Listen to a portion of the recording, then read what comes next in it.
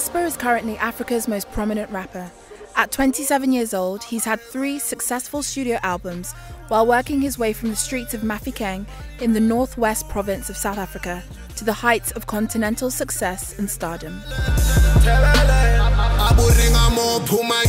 Nyovest dropped out of high school in 2006 and relocated to Johannesburg the following year to pursue a career in music.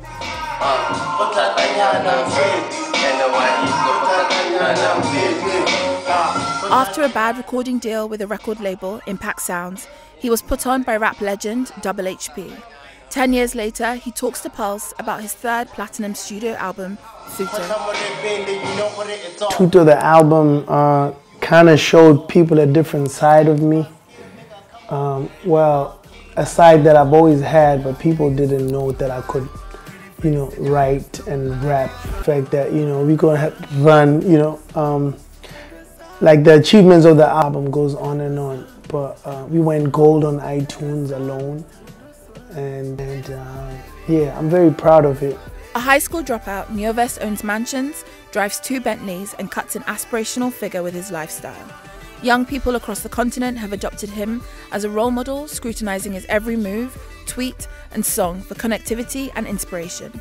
This has altered his life. I do feel like the pressure, but at the end of the day, for me, it's my purpose. So it's not like I feel like it's unfair or it's too much pressure, or sometimes I get overwhelmed. But the truth of the matter is, it's a position that I've put myself in,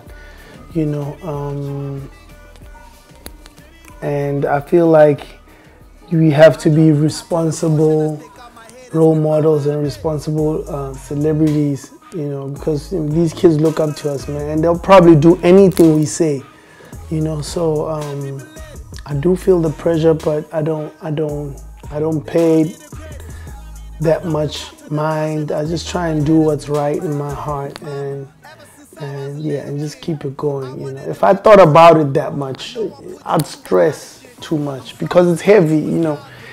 These kids expect you to be. These kids believe in you, and then there's like people who expect you to be perfect and not make mistakes. And the day that you make a mistake, then it's like the whole time you were faking your character, or now you this guy, this is who you are. So the pressure is hectic, bro. You always have to think about not doing something wrong or whatever. You can't always react naturally. Yeah.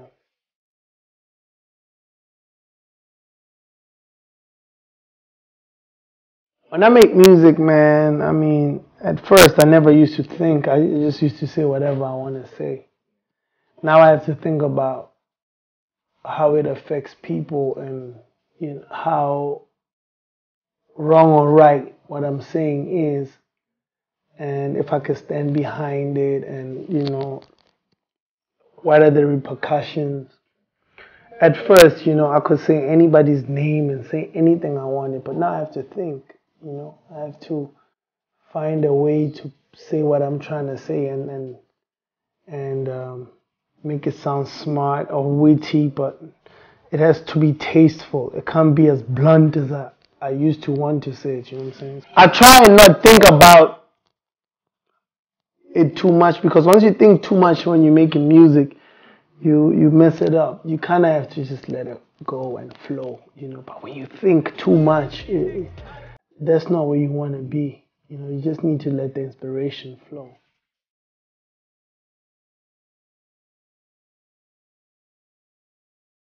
It does alter your human experience, like fame and being so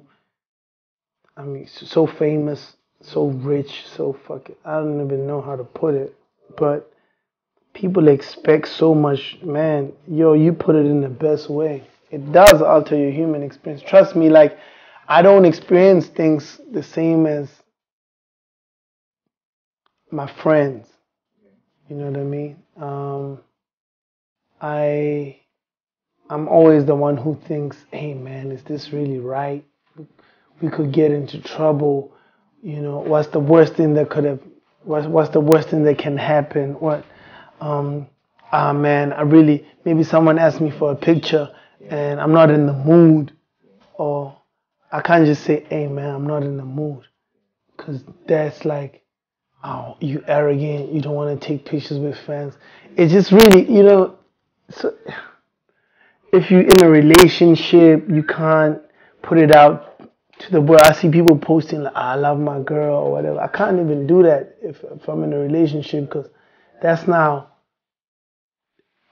it affects my career. Then now people start talking about that more than the music.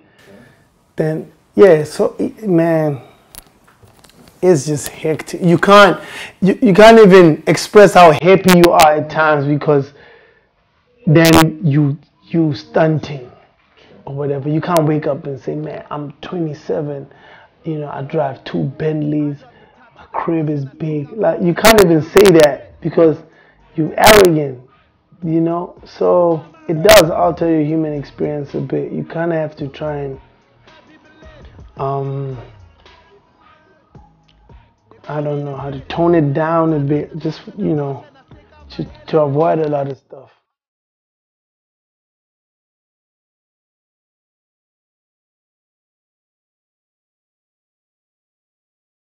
In December 2017, Nyovest received certifications from the Recording Industry of South Africa for selling over 10 million album equivalents.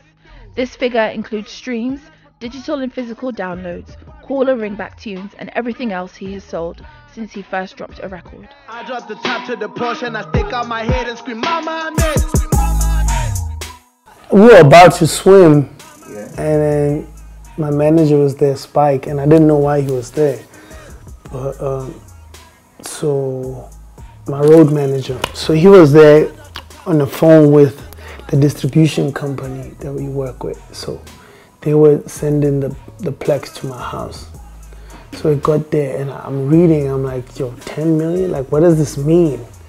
So I called, and then they were explaining that that's basically everything we've ever sold, like ringtones, singles, albums, DVDs, like everything.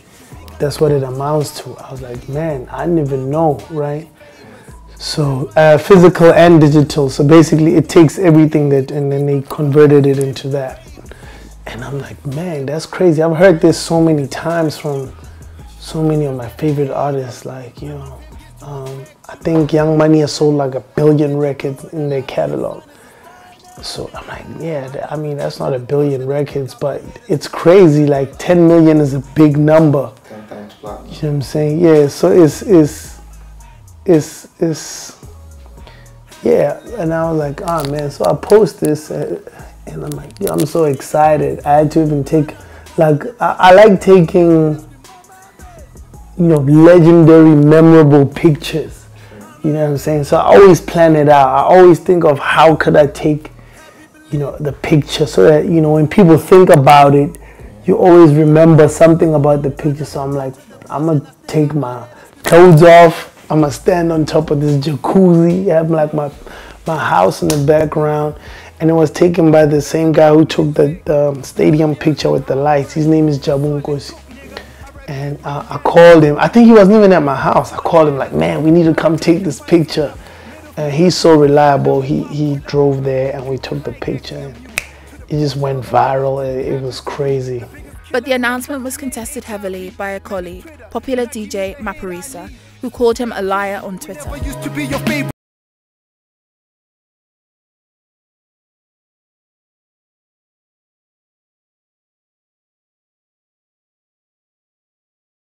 Accuse you of things, and they just discredit greatness nowadays. And I think our biggest mistake is by entertaining like those little pockets of people who are always discrediting, and there's nothing wrong with questioning things, but there's people who just try to discredit things, you know what I'm saying? And they always try and do it in the light of being real, or and if you have a genuine question and you don't understand something, you pick up the phone and you call someone. You're like, yo, what's going on? What does this mean?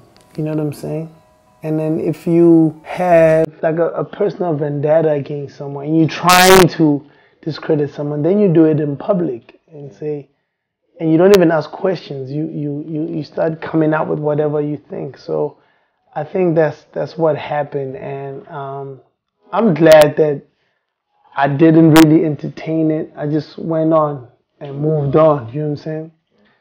And but I also learned a new thing, like how to deal with situations like that. I feel like people need to start taking responsibility for what they say about other people. You know what I'm saying? I think as public figures or whatever, it's not cool to just come out and say something about someone and then nothing happens and anyone can believe you. So, because that means I can wake up and say X and X is, I don't know, a fraud or whatever, and because it's the internet, that thing stays there forever and nothing happens to me, you know what I'm saying, for discrediting someone without facts. You know what I'm saying?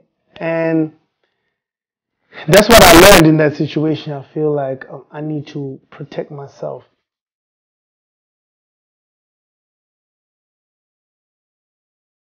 This opposition isn't new.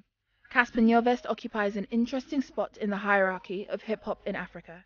Beef comes at him from every angle, and he has had famous ones. Apart from his issues with DJ Mariposa, he's also clashed publicly with fellow rapper and rival, aka.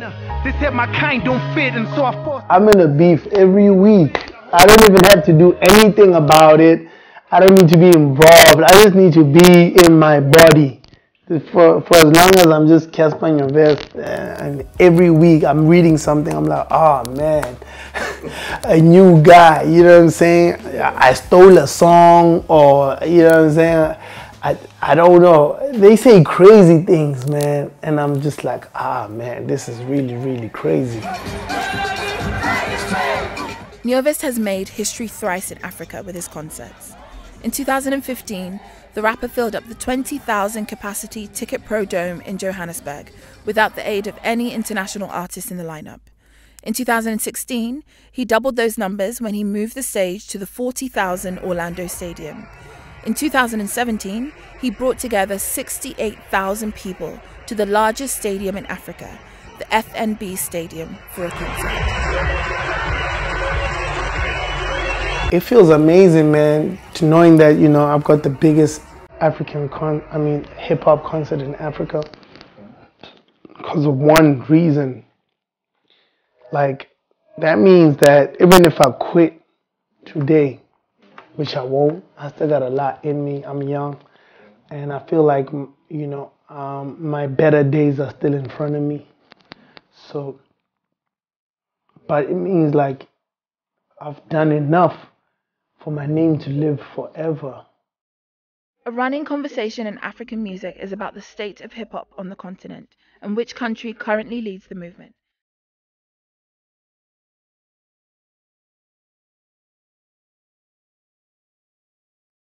Casper says this is a fact and explains why. Yes, South African hip-hop is in the forefront of African hip-hop in general. It might not be as popular as it is in South Africa and Nigeria, but I know for a fact that the rappers from Nigeria are like kind of unknown in South Africa. If we talk about like crossing, you know, boundaries and fans, and you know what I'm saying. In 2017, the hip hop community in Nigeria was triggered by M.I Abaga,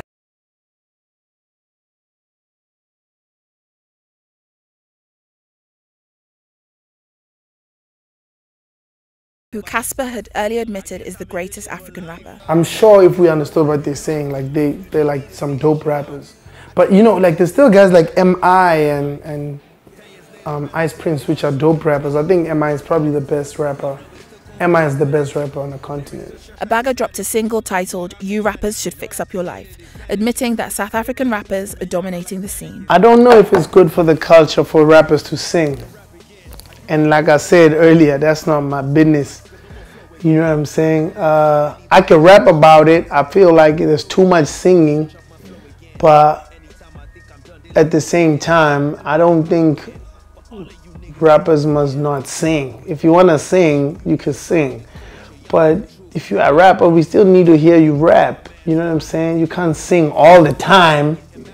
You know, we kind of have to hear you rap because you're a rapper, and that's what rap is. You need to rap for us to call you a rapper. You know what I'm saying? You can't be a rapper and you sing all the time. That means you are a singer now. You're not a rapper. You know what I'm saying? So if you're a rapper who can sing or a rapper who sings, it's cool, but you can't sing all the time. You know, but you can rap all the time, and we will call you a rapper. Fix up your life. Casper acknowledges his success in the music industry. He says, at the moment, he has moved past the stage of struggling and now envisions